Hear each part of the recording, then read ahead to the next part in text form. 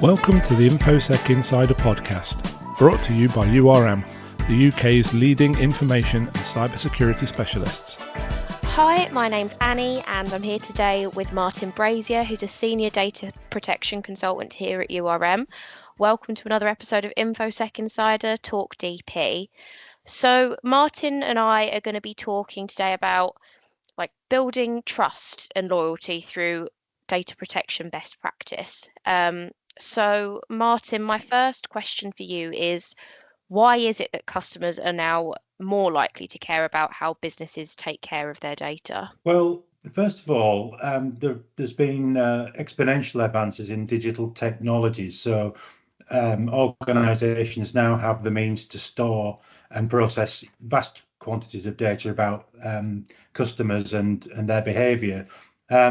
This trend is constantly exacerbated by technology, which can monitor and learn about individuals in a range of ways, by identifying people's location, their habits at home through smart devices, tracking their fitness and so on. There are some companies that prefer to give customers limited or vague information, preferring sort of corporate control to transparency. But even those organizations that want to do the right thing could do more to build trust with their customers. Also, people are now much more aware of the data privacy landscape and their own rights. Across all sectors, companies are seeing a rise in personal data rights requests, such as data subject access requests and requests for erasure and so on. I think thirdly, that breaches of personal data are well publicised, where in some cases millions of people have their data breached, and these make customers nervous, especially when they happen to large companies with the resources to protect data properly. Some of those companies might be household names, for example. Issues of online fraud and identity theft are constantly in the news, and breaches can reveal covert activities which cause customers concern. Also, most people now have security or antivirus software on their computers, and some of those scan the dark web for the personal data of their customers and alert them when their data is compromised. And all this means that customers are increasingly aware and are becoming less tolerant of organizations that don't take care of their personal data or which process data in an opaque way. So companies that are transparent about what they do with customer data and offer fair value in return for that data will be trusted, and those that conceal their activities risk losing customer goodwill. So with customer awareness being what it is, what would you say the first thing for businesses to think about is? Well, I think it really starts with transparency. There is a requirement under the first data protection principle for data processing to be transparent. The legislation provides data subjects with a right to be informed about what is happening with their personal data. So it's important for data protection compliance reasons that data controllers tell people where they're going and what's going to be happening with their personal data. By being open and honest with people, you immediately start to build trust right at the beginning of a client relationship. And when customers believe they can rely on a business to look after their data and their privacy, of course, they're more likely to engage and remain in long-term relationship with our organization. So let's look at some of the ways that you can inform customers about data protection so that it establishes and builds trust. Well, I guess the first thing is keep any information that you give your customers simple and in plain language. You've got to avoid jargon, legal terms. As soon as it's in legalese, people tend to switch off. You've got to organise information in a clear and logical way, which helps people understand what data is being processed and why. You can use visual aids to get the message across. Diagrams, infographics can be helpful, and even a simple sort of 1 minute, 30-second video or presentation can be useful to introduce the main points.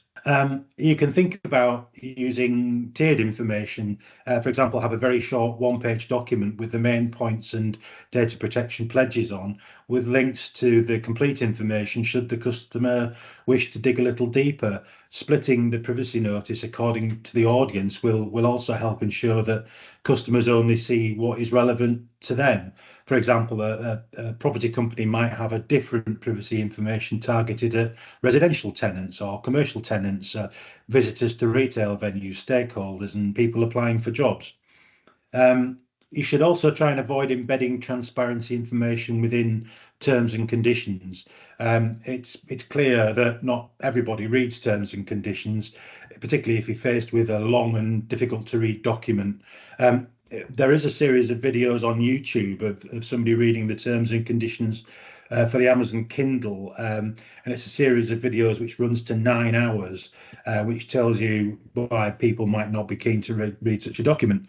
And you've also got to make sure that the privacy information is easy to find, and wherever possible, point your customers to it during the sign-up or purchase process. Absolutely. I definitely wouldn't spend 9 hours reading terms and conditions, so I don't think anyone else would either. So it's important that businesses are transparent, but how can they sort of build privacy into their operations? Well, the concept of privacy by design and default is inherent in both the EU and the UK General Data Protection Regulation, and it requires data controllers to put in place appropriate technical and organisational measures to implement the data protection principles effectively and to safeguard individual rights in a way that the default position ensures privacy, and again, that will build customer confidence. So this is data protection by design and default. It's a concept that isn't new in the GDPR, but has been present in data protection legislation for a while. The only key change that came about with GDPR from 2018 is that it's now a legal requirement. So it requires you to integrate data protection into your processing activities and business practices from the design stage right through the life cycle. It's not enough to retrofit data protection into systems and processes after they've been implemented. It's got to be considered at the start. So let's look at a couple of things that you can do to achieve privacy by design and default. One of the things is to embed the requirement to consider data protection into the procurement process.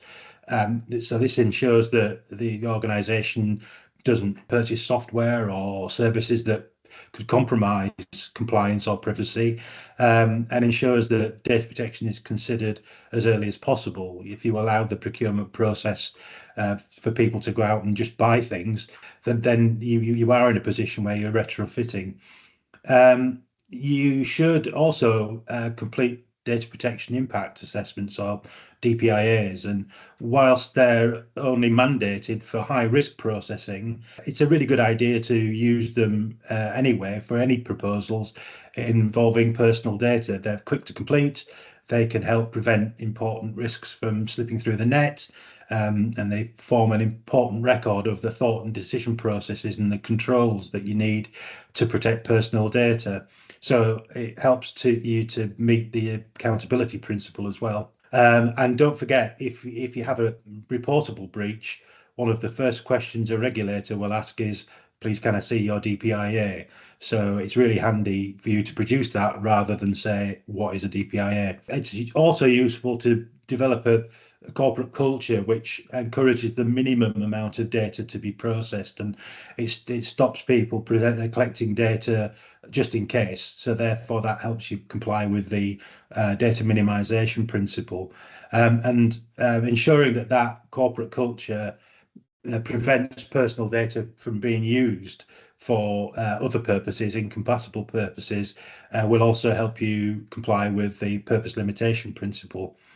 It's also handy to, where you can, automate data deletion to comply with the storage limitation principle. Often relying on humans to remember to delete data can be a bit risky because we're all busy. And if you can, considering data anonymization or pseudonymization techniques will help reduce the risk to personal data. So overall, the key message is to ensure that any data protection measures are set to provide the most privacy as the default. And is it important that businesses make the customers feel that they have some control over their data? Absolutely. Building trust can definitely be enhanced by allowing customers access to their data and giving them the choice over the data that they provide and what happens to it. Providing simple options for opting in or out of certain processing empowers customers, and they get a sense of control. Even for something as simple as email marketing, giving customers the ability to select the products or service in which they're interested, or the frequency that they'll receive emails, will make them far more open to marketing. Giving customers no choice runs the risk of them opting out of marketing altogether, rather than receiving, in case they receive emails that are of absolutely no interest to them. There's been quite a few surveys which have shown that the value data subjects place on their data varies, and with it the concern over mismanagement escalates. There was a report published in the Harvard Business Review which looked at sort of three categories of data. So first of all, self-reported data, the information that's provided by the individual, what they termed digital exhaust, which is the data created when using digital devices such as location data, browsing history, and so on, and profiling data. So this is where personal profiles are used to make predictions about individuals' interests and behaviours. And their analysis showed that people value self-reported data, the data that they provide themselves, the least. They value this digital exhaust more, and they value profiling data the most. So certainly what is considered acceptable will differ among customers. So offering them a choice over their data usage allows them to determine at what point they feel comfortable. And interestingly, another report in 2023 by IAPP showed that increasing computer automation without human oversight is perceived by most consumers as probably the highest privacy risk. Could businesses see this as something of a contract, like more data for better services? Yes, absolutely. This doesn't necessarily imply that users should be paid for their data, although interestingly, there are some websites now that would ask you to pay not to receive marketing, for example. But the Harvard Business Review study revealed that the paying users can decrease trust, possibly because they feel that if they've had a payment, this results in a loss of control over their data. But the study started to examine how much different types of data are worth to customers, so businesses could consider offering value in return and making that exchange explicit and transparent. So we're back to transparency again. And they looked at three categories of data use. First of all, making a product or service better. So if, for example, they could use a map application using a device's location to suggest travel routes, for example, or they could facilitate better targeted marketing, such as advertising based on a user's browsing history, or generating revenues through data resale, such as selling credit card purchase data to third parties. And it was found that when data is used to improve services, customers generally feel the enhancement is a fair trade for their data, particularly if they have control over whether that exchange takes place. However, they expect greater value for data used in targeted marketing, and even more for data sold to third parties. So this suggests that the value customers place on their data increases with its sensitivity. Thank you, Martin. So just drawing all of this together, how would you sum up your thoughts? Well, with the growing customer awareness of rights and the rise in the amount of data processing, often without human intervention these days, it seems that the time has come for organisations to look beyond basic compliance. So while doing the bare minimum may reduce costs and satisfy the regulators, adopting a more thoughtful approach to data protection can boost customer engagement. We can build trust and foster greater long-term customer loyalty. And the tactics to achieve that, relatively simple. Just be open and honest about what you do with customer and employee data. If possible, make simple pledges about what you will and won't do with their data. For example, that you'll never sell it or share it, and that you'll delete it when you no longer need it. Put the customer in control and give them the choices about the data they give you and what you'll do with it. Combine that control with a value proposition which provides them with a better product or service in return for increased trust. And finally, build privacy into your core products, services, processes, and systems, and build a corporate culture which places a high value on customer data, because after all, without it, you might not have a business at all. Absolutely. Well, thank you so much for your time today, Martin. And for our listeners who want to learn some more about this topic, Martin's written a blog on our website, urmconsulting.com, which is called How to Build Customer Trust and Loyalty Through Data Protection Best Practice. So it covers sort of similar topics and goes off in a few other areas as well. So do check that out. And thank you for listening today.